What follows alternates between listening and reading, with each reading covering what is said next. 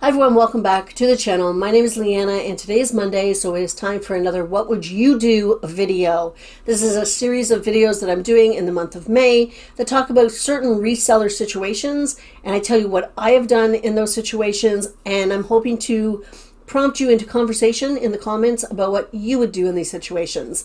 So today we're talking about unsolicited advice. It happens. People like to tell other people how to do their business all the time. Now, commenting on people's listings or messaging them doesn't happen a lot, but it does happen. So how did I deal with this when it happened to me? This happened a while ago. It's not a big deal. I had a pair of American Eagle jeans listed. They were listed as women's jeans, and I was trying to market them because everyone says, hey, American Eagle, it's a good mall brand, and I can't sell it to save my life. Well, I couldn't sell these jeans, to be honest with you. Anyway, I had a pair listed. They were a smaller size, and I woke up one morning to a big long comment, huge, like long comment about how they weren't women's jeans, that they're men's jeans, and how this person was an expert because she's always sold these jeans, and she's an expert because she's always worn these jeans, and she's an expert, and she's an expert, and she's an expert, like seriously, all over. So, number one, this comment was on my listing, so it was totally public. Anybody that looked at that listing could see this comment. When a seller does this, when another seller does this on a listing, I truly believe it's not to be helpful. I think it is to actually hinder the seller. I think it undermines that seller's authority and their own expertise, and it promotes the commenter's expertise. That is my theory. That's what I believe.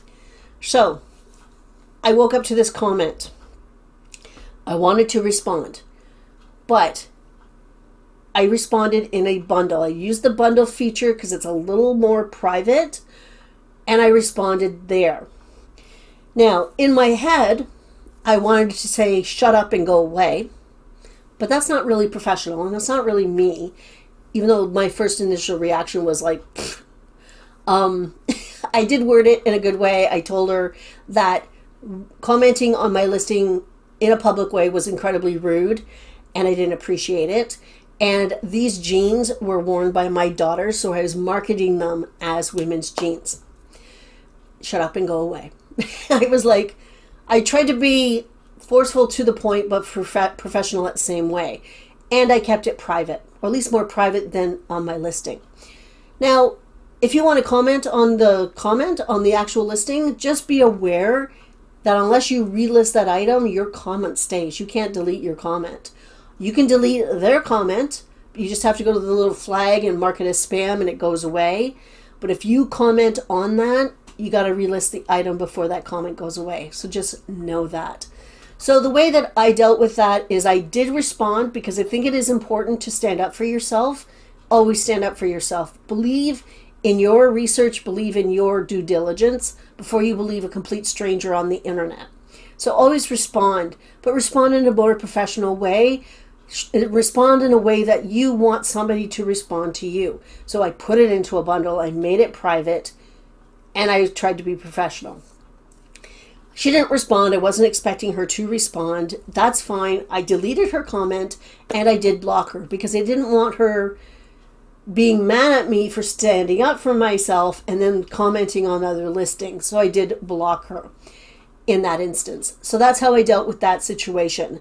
Again, stand up for yourself. Just because a stranger on the internet tells you your price is too high, your price is too low, your jeans are men's, not women's, your item is fake, just because a stranger tells you that doesn't mean that they're right.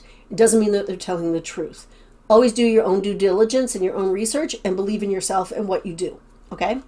All right. So that's one situation. The next situation, roles were a little reversed because I found a listing that had the brand name misspelled in the title. It was a typo because you know what, typos happen. I put the item into a bundle and I messaged that person and said, I hope you don't mind, but I did notice that there was a typo in the brand name in your title. This could be affecting your searches. I hope you don't mind.